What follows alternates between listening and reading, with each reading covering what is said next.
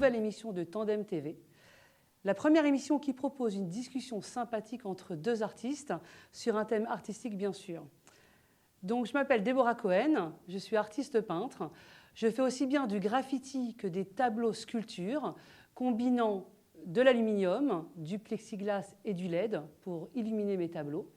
Sur le thème des jeux vintage, que ce soit Tetris, Pac-Man, Mario Bros, Space Invader. Et aujourd'hui, je suis ravie de présenter cette émission et d'inviter des artistes talentueux. J'ai le plaisir ce soir d'avoir une personne extraordinaire, un artiste hors du commun, Yoël Benarouche. Voilà, Yoël Benarouche, bonsoir. Bonsoir, bonsoir. Merci infiniment d'être là ce soir et d'avoir accepté mon invitation. Merci Déborah. Et donc, je ne voulais pas faire une énième interview et c'est pour ça que je t'ai proposé en fait, de choisir le thème de ce soir. Et tu m'as tout de suite proposé le thème du blanc dans l'œuvre, que ce soit dans l'œuvre d'une peinture ou aussi bien d'une sculpture. Et donc on va voir qu'il y a en effet, que tu peux mettre la peinture blanche avec ton pinceau, ton couteau, la bombe, et aussi que tu peux laisser le blanc, une partie en fait de la toile vierge, tu la laisses vierge de manière volontaire. Et comme tu es écrivain, comme on peut voir sur ce plateau, tu vas aussi nous parler de l'espace, du blanc dans l'écriture et donc du blanc que tu laisses de manière aussi volontaire. Alors oui, tout à fait. D'abord, merci pour ton invitation. C'est pas commun et c'est très très très gentil à toi d'avoir pensé à moi pour ta première. Je te souhaite aussi une bonne réussite dans toutes ces émissions. Alors effectivement, tu m'as proposé donc cette émission et j'ai choisi le thème du blanc, j'allais dire même peut-être du vide. Parce que je considère que ce vide est un autre plein. Autrement dit, ce vide est vide par rapport à ce que nous pouvons voir ou entendre, parce qu'il s'agit aussi d'un silence au niveau du verbe. Ce sont les silences que je laisse entre deux notes de musique, ou bien des silences que je laisse entre deux paroles, entre deux phrases, entre deux mots. Et ces silences, en fait, laissent la personne qui écoute ou qui voit, qui entend, rentrer. Je les invite à entrer dans mon monde, que ce soit au niveau de l'écriture, mais l'art est aussi une forme d'écriture, donc il faut laisser, à mon sens, le spectateur venir et entrer dans l'œuvre. Et ces silences-là, justement pour ne pas trop dire, il faut laisser ces espaces, à mon sens, qui donnent en fait une forme d'invitation à celui qui va regarder, qui va entendre, pour pouvoir entrer et intégrer le monde que je veux faire paraître. Et aussi laisser l'imagination de celui qui regarde et d'imaginer ce qu'il veut, ce qu'il ressent à travers les œuvres que tu crées. Tout à fait, parce que nous pouvons dire les choses en fait par la vision, par le texte, par l'écriture, mais nous pouvons non moins dire par les non-dits, par ces silences. Ces silences en fait parlent. J'allais dire que c'est comme la couture entre deux vêtements. Alors il y a le vêtement très coloré, il y a l'autre bout de tissu très coloré, et entre les deux, il y a en fait cette couture qui apparemment est anodine, mais en fait qui fait le lien, qui fait le tout. Et ce vide, non seulement il laisse, comme on l'a dit tout à l'heure, faire entrer celui qui regarde ou celui qui écoute, mais en même temps, il est le lien, comme une couture entre les êtres. Si je prends par exemple un texte, les lettres sont posées sur du blanc. Le blanc est en fait l'espace essentiel. Le support. Et tout est posé sur le blanc. Et autour des lettres, il y a encore du blanc. Ça veut dire que le blanc est l'infini quelque part. Et avec toute humilité, c'est ce que j'essaye de faire aussi dans mon art.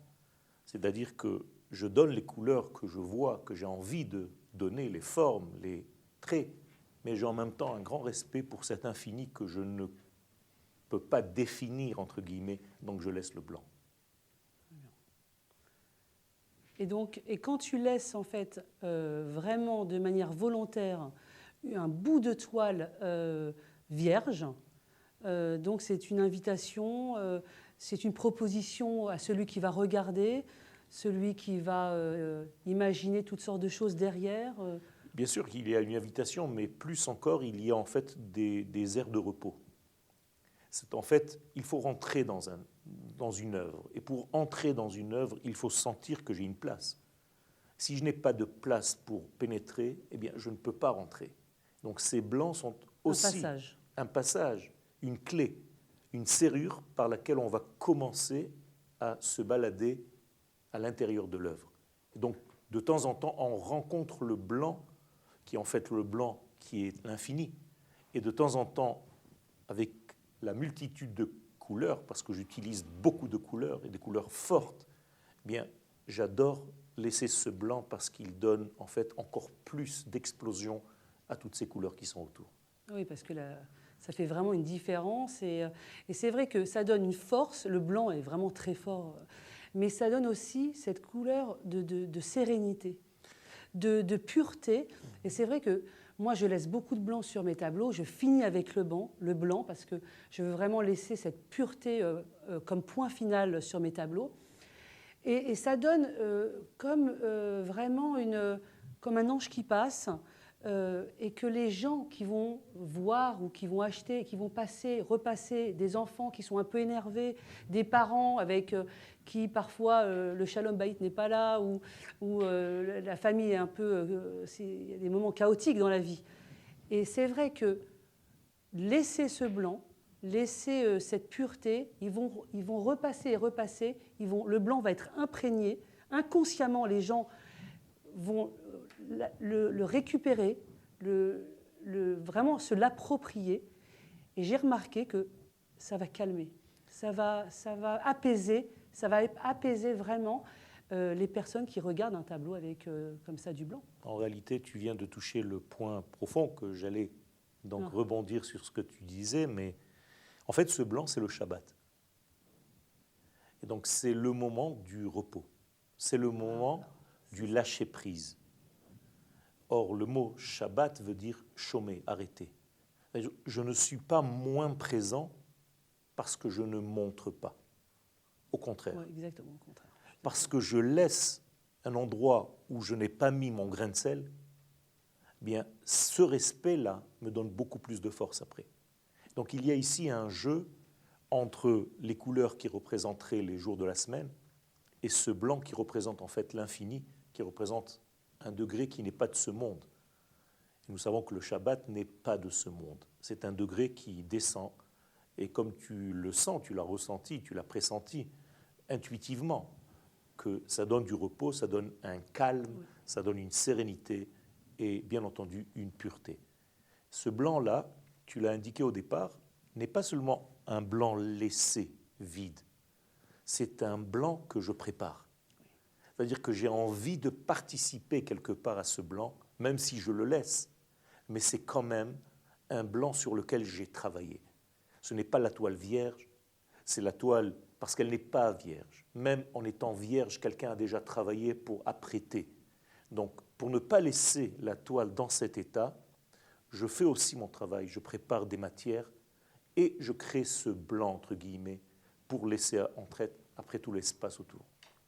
Mais alors, il y a aussi parfois des artistes qui vont vraiment laisser la toile pure. Tout à fait. Pure, avec ce côté couleur un peu lin, comme ça, et sans vraiment abîmer la toile mais ça, avec même la couleur blanche. Mais ce n'est pas du blanc, alors. C'est déjà du alors, couleur lin. Alors, c'est vrai, c'est couleur lin. Couleur lin. Mais pour eux, c'est d'avoir laissé quand même cette toile vierge, volontairement, bien sûr. Tout à fait. Et là encore, je te rejoins avec cette invitation de rentrer comme ça dans l'œuvre et d'avoir cette possibilité d'imaginer et de créer. Tout à fait. Parce qu'en fait, la personne qui va regarder va elle aussi créer grâce à cette possibilité. Alors, on a parlé des peintures, mais au niveau des sculptures, c'est la même chose. Alors, non seulement je vais laisser, parce que mes sculptures sont peintes aussi, non seulement je vais mettre du blanc dans les sculptures, mais je vais laisser des espaces. Et là, en fait, c'est une transparence, ça veut dire que tu peux voir d'un côté et de l'autre. Et là, il y a encore plus de blanc, entre guillemets. En fait, c'est déjà plus un silence, plus un respect pour l'air environnant, pour le vide créé, pour savoir qu'en réalité, on est là, on prend en fait un certain volume, mais il y a un respect pour tout le volume que je ne peux pas prendre. Et donc, c'est une forme de respect pour l'infinité. Et alors, en ce qui concerne l'écriture, vraiment avec l'espace entre les lettres, j'aimerais bien que... Je sais que tu as une belle théorie dessus. Tout à fait. Quand j'écris, en fait, j'écris des réflexions sur la vie. Ça peut être aussi concernant les fêtes, mais avec une approche qui est différente de ce qu'on a l'habitude de voir, puisque justement, je laisse, en fait, des éléments qui ne sont pas dits. D'abord parce que je ne sais pas tout, et aussi par choix. C'est-à-dire que j'invite à lire ce qu'on appelle entre les lignes. Et encore une fois, on revient à ce blanc. Donc je dis quelque chose, je vais dire plutôt que je suggère, plutôt que je dis. Donc c'est la même chose au niveau de l'écriture. Donc j'écris par code, et il faut en fait trouver un certain décodeur pour décoder ce que je suis en train de dire, mais c'est relativement agréable, puisqu'il ne s'agit pas de choses qui dépassent complètement l'entendement. Nous sommes enfin dans un monde humain, donc j'essaye d'être le plus sensible et à la portée de chacun. Donc dans mon écriture, il y a donc, comme j'ai dit, ou bien les sections de la semaine que j'explique avec un autre œil, puisque je ramène la Torah au présent. Donc vous voyez, ici, il y a quelques livres que j'ai écrit en français, j'ai écrit en hébreu, et en fait, j'invite à faire sortir le texte de son contexte. D'ailleurs, en hébreu, likro ne veut pas dire seulement lire, mais appeler. C'est-à-dire que quand je lis un texte, je fais sortir les lettres, et ces lettres viennent à moi, comme si elles venaient dans une troisième dimension, elles prennent du volume, et tout devient différent. Ça veut dire que le texte devient au présent. Je ne lis pas du passé, j'ai amené le passé pour savoir comment moi, au présent, je peux avancer dans ma vie, parce qu'il s'agit d'une grande prophétie qui touche à toutes les générations. Donc si je lis par exemple un texte qui parle de la sortie d'Égypte, eh bien je dois savoir qu'il s'agit de moi. J'ai besoin, moi, de sortir de ma propre Égypte. Donc je vais savoir et décoder qu'est-ce que c'est que l'Égypte, qu'est-ce que c'est que cette prison de l'identité. Je viens de donner la réponse.